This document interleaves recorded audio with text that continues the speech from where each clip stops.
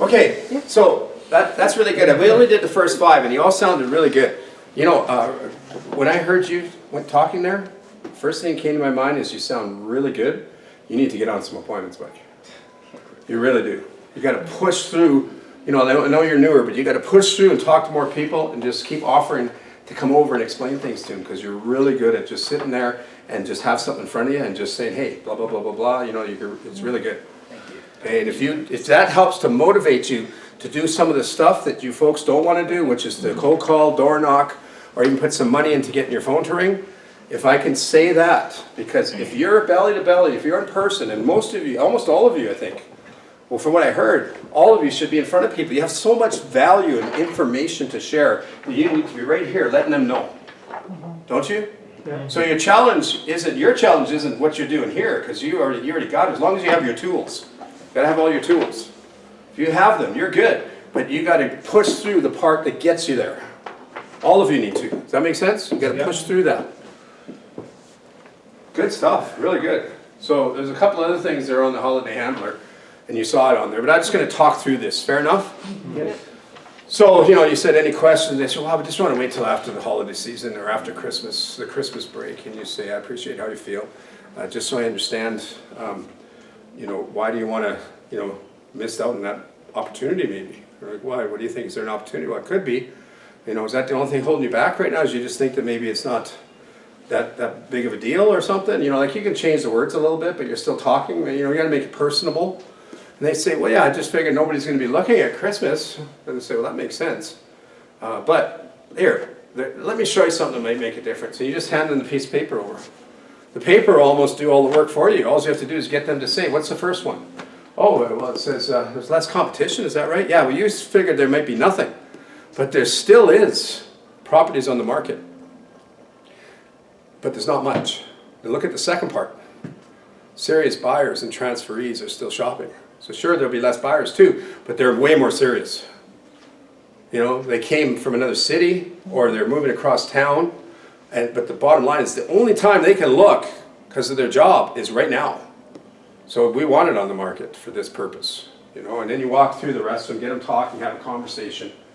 Now, for the first 5, that's very common, that's as far as you'll go with people that are married and have kids. If you come across somebody that's single, the bottom 2 can kind of work, and they're meant for maybe somebody that's single, that's maybe, let's say they're selling a house on one side of the city, because they start working, they've been driving so far, like an hour and a half every day with traffic and all that stuff, you know, sitting in traffic, and they said, I love my house, if I could get a house just like this on the other side of the city, I'd buy it. Okay, so they're basically selling for the same price they're buying. But the commissions they're paying on the seller side is the difference. And they start thinking, I don't know if I have enough, and this is if they have a mortgage and stuff. So if you ever get in a situation where somebody's saying, I would do that, but I don't have like the money to pay, you know, because if I sell here and buy here, then I pay the commissions, you know, and I have a high mortgage on this one. So you say, well, here's an idea. So this is just an idea, you with me? Yeah. Okay, NAR stands for the National Association of Realtors. It covers all the realtors in Canada and the US.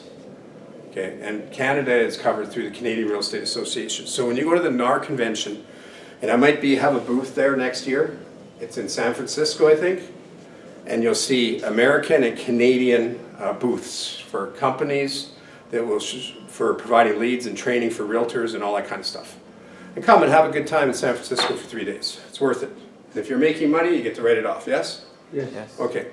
So anyways, the National Association of Realtors puts this on, and they're the ones that will have some stats that you'll hear through trainers like me, or you'll hear when you go to a convention or something, right? You know, with handouts and stuff. So I heard that, 3 to 5% more at Christmas because of the law of supply and demand and the seriousness of the buyers. Does that make sense? They don't want to fool around. How much you want 400? Okay, I'll give you 400. And you might have got 390. Well, there's 3% more right there. Is that right? You know, it's possible. So that's just an example, right? They might not want to fool around, especially if it's priced right, right, Arbez? Yep. So, so if you put your home on the market and we get you what you want or a little more, studies have also showed, or what I've heard from NAR, is that if you can get it where the possession date for the people to take over your house will probably be in January, February. Maybe we can get it to be March. But when is the first day of spring? March 21st. So they may take a hold of their place, your place, March 1st, but I don't want you to look for a home until the spring is in full force. So it's inconvenient because you got to go somewhere for 30 days at least. But you're single. Do you have any ideas? And I had one guy say, oh yeah, I go stay at my brother's. So let them take possession of your house, then stay patient until the end of March or early April, when there's more properties on the market. You have more to choose from, and studies show that you can get, if you negotiate, you might get it for 3 to 5% less than what they're worth, because there's more on the market. Does that make sense? Yes. Yeah. And this guy got it. Like, it doesn't work all the time. I already proved that to you. None of this works all the time. But this guy said, oh, that makes sense. So there's hardly anything on Christmas. I may get more for my house. And then when there's a whole bunch on the market in the spring, I might be able to get something for less. And then, 4% here and 4% here is 20 grand. And it works. And then see if they want to try it. But tell them, you can't guarantee nothing, but let's try. And that's what that is about. Okay, gang? Mm-hmm. All right.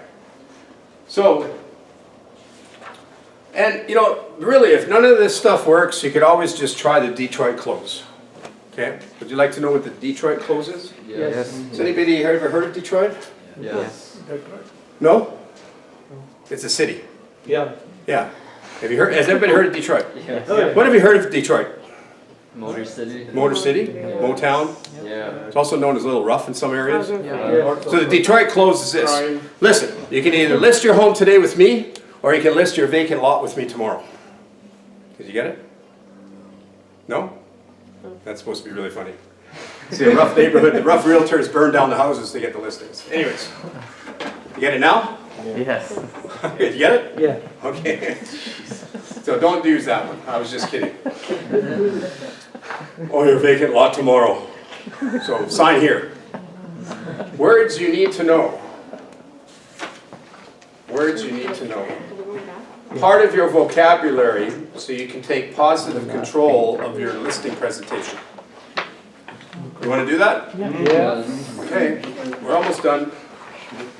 First thing is this. If you are walking through a property and a client says to you, should we do this? Should we fix that?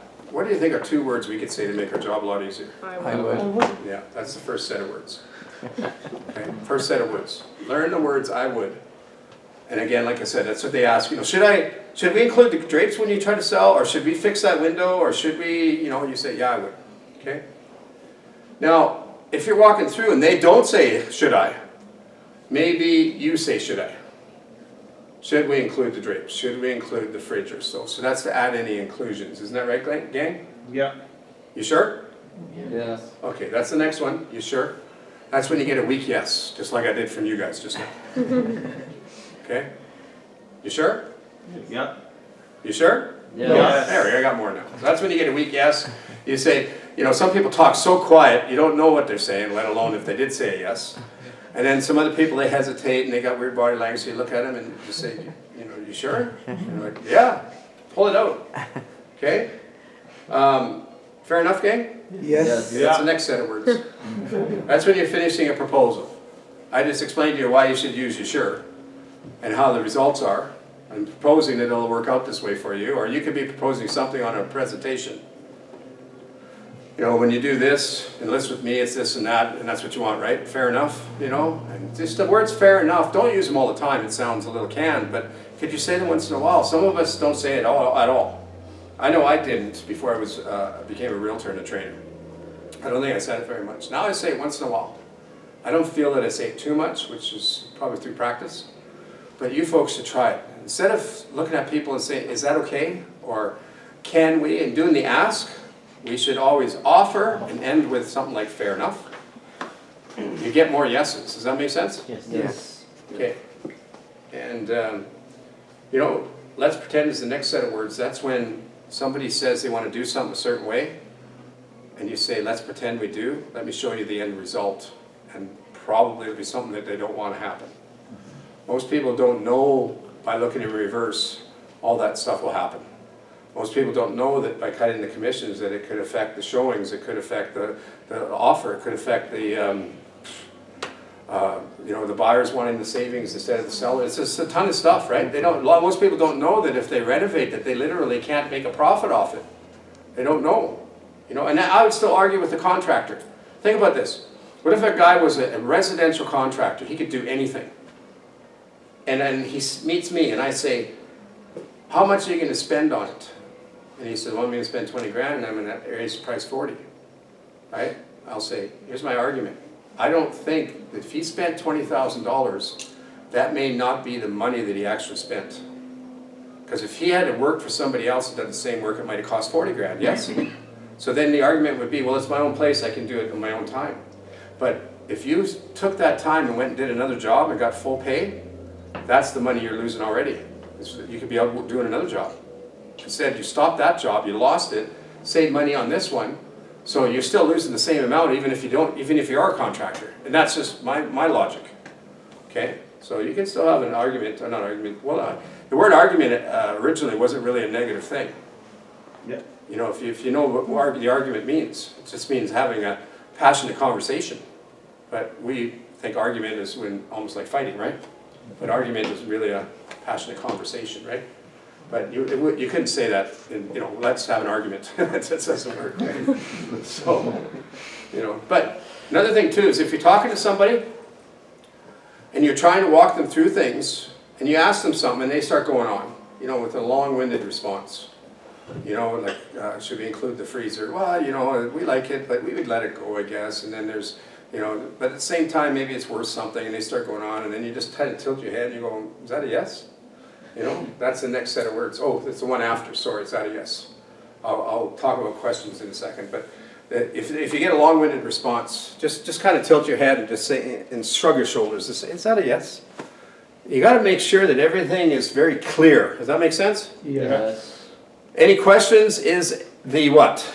Best closing question. Best closing question for anything. And so always when you're offering things and you're wrapping up things, just end with any questions. See how words like fair enough? I would.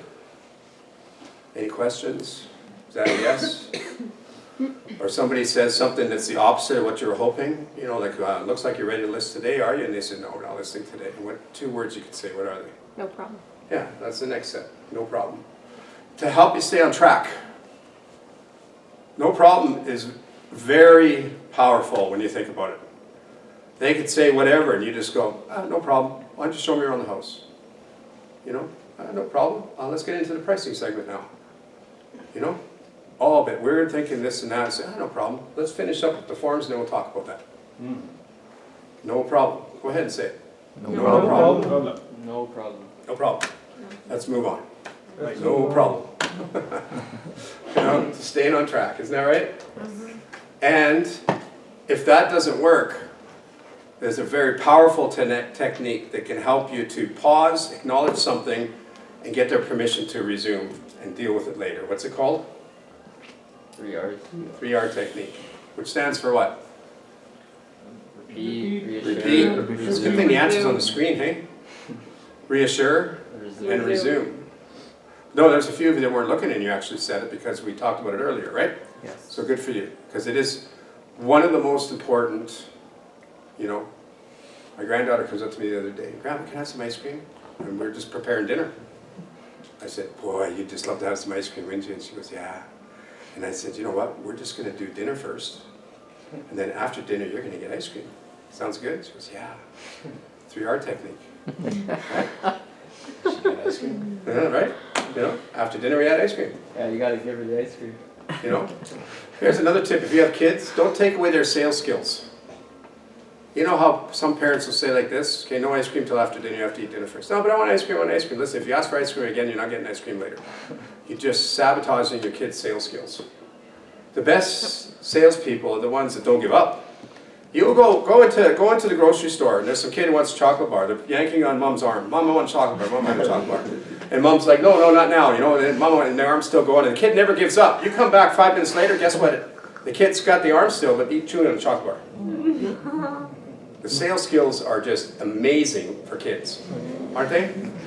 You may say, yeah, but they're so pushy. Yeah, but they sure get the chocolate bar. So there's something to be said about that, yes?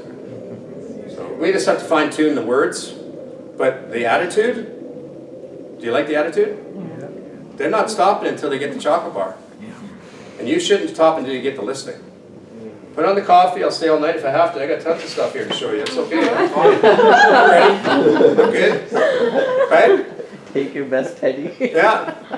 Yeah, in fact, earlier today, I think I forgot to say this, but when somebody says they just want to sleep on it, right? What you guys can do is you can say, listen, I'll just go out and get my sleeping bag.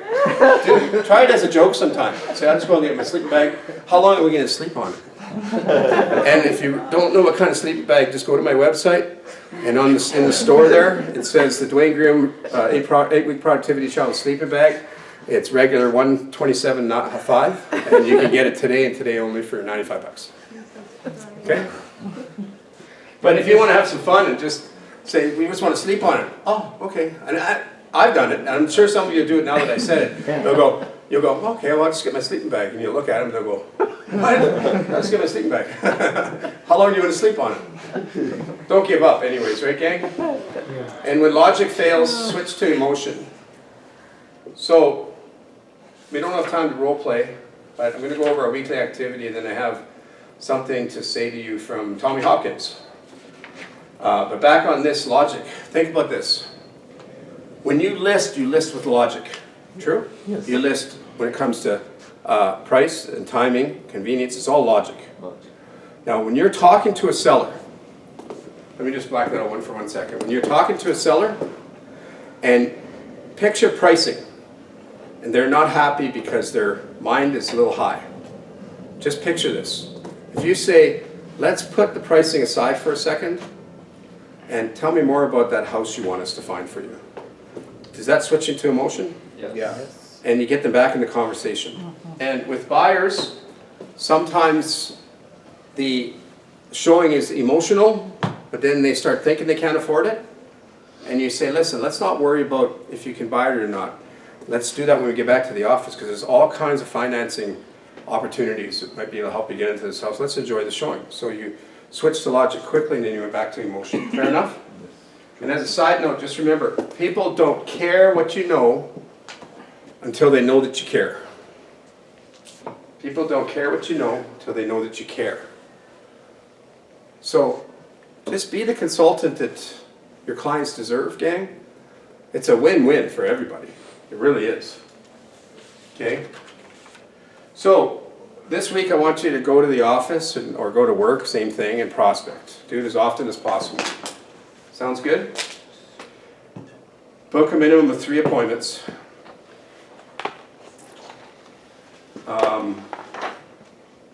Keep track of your production on A7.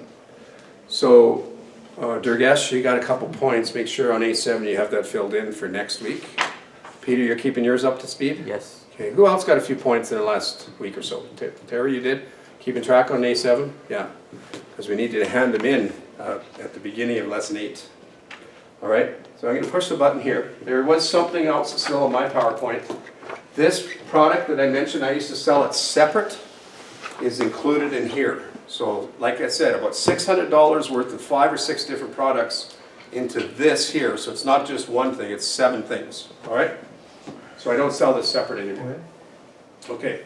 Go to the office, book a minimum of 3 listing appointments, keep track. A6, everyone's doing good with that? Yes. A couple of you just late a few minutes, but let's just see. If you can be late 2 minutes, you can be early 2 minutes. Would you agree? Yeah. Yes. Like, come on, right? So instead of being here at 25 to 10, be here at 20 after 9. All right. Put 25 names. How many names do you have on a list so far? So we should have 125, right? 50. Says, so lesson 1, 2, 3, 4, 5. So you should have 125. After today, you should have 150, right? Okay, so I want you to evaluate yourself right now. Don't tell me, don't tell the person beside you. But in your mind, I want you to say in your head exactly how many people you've put on a list since the course started based on your assignment.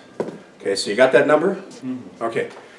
For every number that you have, for every 100 that you have, If you do what I'm about to say, and I've taught it already, it's guaranteed you will get at least one sale a month for every 100. So some of you have 100, yeah? If you send a newsletter to their home every month, you will get at least one deal. And to send it, it might cost you 200 bucks, but you'll probably make 8 grand. So the question is this: how many of you have no problem at all spending 200 bucks to make 8 grand? So not the whole class, but most of you. There's still a few people didn't put up their hand. But I got most of you. So you should really consider that, right? Okay, that's what the 25 names is about. Reproduce all the visuals. They're also in there too on that memory stick. Schedule a minimum 1 free day off. Listen to the audio tracks. And before I say have a super week, I just want to tell you something here called attitudes towards failure. And then we'll take a few questions. Fair enough? Yes. So adversity breeds success, not failure. You have to remember that. Okay, don't look at your phones. Stop here. I know I'm a little late, but just let me finish, please. Is that okay? Okay, don't look at your phones. Okay, number 1. I never see failure in my life as failure, but only as a learning experience. Number 2, I never see failure as failure, but only as the negative feedback I need to change the course in my direction. 3, I never see failure as failure, but as an opportunity to develop my sense of humor. Sometimes we need that, yes? 4, I never see failure as failure, but as an opportunity to practice my techniques and perfect my performance. Number 5, I never see failure as failure, but only as a game I must play to win. So there's 3 steps on how to get laser beam focused. The question is, you got to ask yourself, do you want it? Do you want this career? Yes. Do you want 50 deals a year? Yes. Yes. If it's yes, then you go to step 2 where it says pull out your goals and your rewards and stay motivated, stay on track, yes? And 3, recommit daily if you have to achieving it. So you pledge your goals and your rewards, you trust and you perform. So God bless each and every one of you. Have a great week. Thank you, sir. Thank you.